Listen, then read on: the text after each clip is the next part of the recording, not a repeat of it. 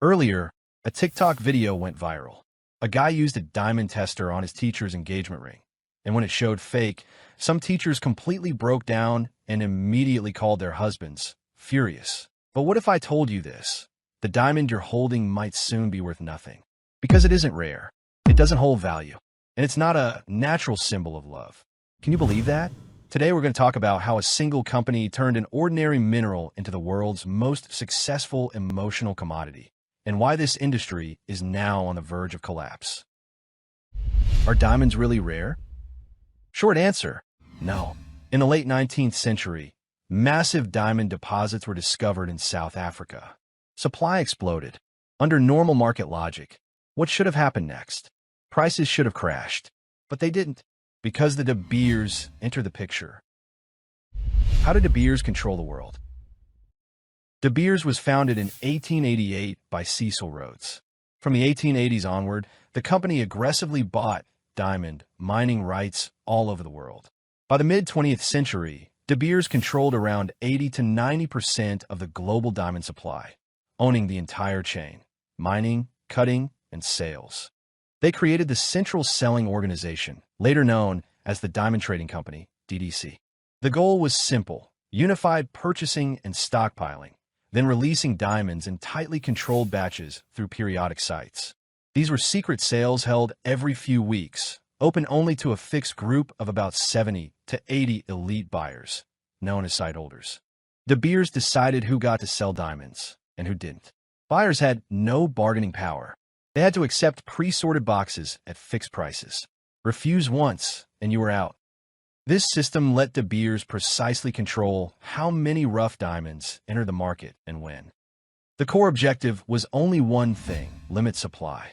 Even if mines could produce more diamonds, they locked them away in warehouses, artificially creating scarcity to keep prices high. In short, diamonds aren't rare, your access to them is. A diamond is forever, the most successful ad in history. What truly made diamonds sacred wasn't mining. It was advertising. Before the 1930s, diamonds were mainly for the wealthy and were treated as tradable assets. That caused a fatal problem. During economic downturns, people resold diamonds, flooding the secondhand market and crashing prices. To fix this, De Beers hired the New York agency N.W. Ayer and Son. Their mission was clear: turn diamonds from a luxury status symbol into a mass-market emotional necessity. In 1947, copywriter Francis Geraghty wrote a line that changed the world: "A diamond is forever." That slogan did something critical. It bound a physical object to the idea of eternal love. Before this, engagement rings weren't mandatory, could be replaced or sold. After this, no ring meant you didn't love enough. Diamonds became emotional commitment. The sneakiest part? Diamonds were not meant to be resold. The hidden message of "a diamond is forever" was, even if you break up, divorce, or go bankrupt, you shouldn't sell it. Because once diamonds flood the resale market, the entire pricing system collapses. With that single line, De Beers turned diamond engagement rings into a global tradition. In the U.S., the percentage of brides with diamond engagement rings jumped from 10% in 1939 to 80% by 1990. A massive marketing success. Do diamonds really hold value? Many people believe diamonds are assets. In reality, they're not. Second-hand diamonds have almost no liquid market. Buyback prices are often 30 to 70% lower than retail, if anyone buys them at all. Why? Because diamond prices were never set by a free market. They were set by controlled supply, pricing power, and emotional storytelling. Blood diamonds and the moral crisis. In the 1990s, the issue of blood diamonds was exposed. Diamonds funding civil wars, forced child labor, violence embedded in the supply chain. This dealt De Beers a major blow. Although the Kimberley process was later introduced, public perception had already shifted. Diamonds no longer felt so pure. Lab-grown diamonds. The myth starts cracking. Later on, new natural diamond sources were found in Russia, Canada, and Australia, and they refused to sell through the DDC. That already weakened De Beers. But the real disruptor came next: China. China doesn't have major diamond mines. What it does have is the world's largest lab-grown diamond industry. In 2025, China alone produced around 25 million carats of lab-grown diamonds, making up about 63% of the world's total lab-grown production. Chemically and physically, they're identical to natural diamonds. If there's any difference, it's that they're often more perfect and formed differently. And the price?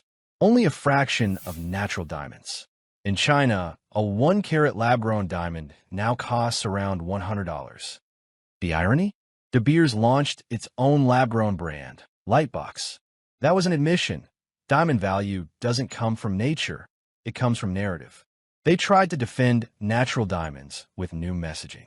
Lab diamonds are fashion accessories, not luxury. Lab diamonds aren't suitable for formal occasions. The goal was to create a diamond hierarchy. But once China entered the market, prices collapsed. Last year, De Beers shut down Lightbox entirely. Lab-grown diamonds are not imitations. It's making real diamonds. More precisely, he shattered a monopolized lie. Is this a scam? Strictly speaking, De Beers did not engage in illegal deception. What they did was control supply, shape culture, and manipulate emotions. It was a legal, systematic, and extremely successful commercial project. But the problem is this. When people were taught to believe that diamonds equal love, they were never aware that this belief was a carefully designed illusion. As one Reddit user put it, we have been swept up by the social pressure created by clever and ever-present advertising. Finally, I want to say one more thing. Love is love, and it doesn't need a stone to prove it. All right, thanks for watching the channel. If you enjoyed this video, please like, subscribe, and share your thoughts in the comments.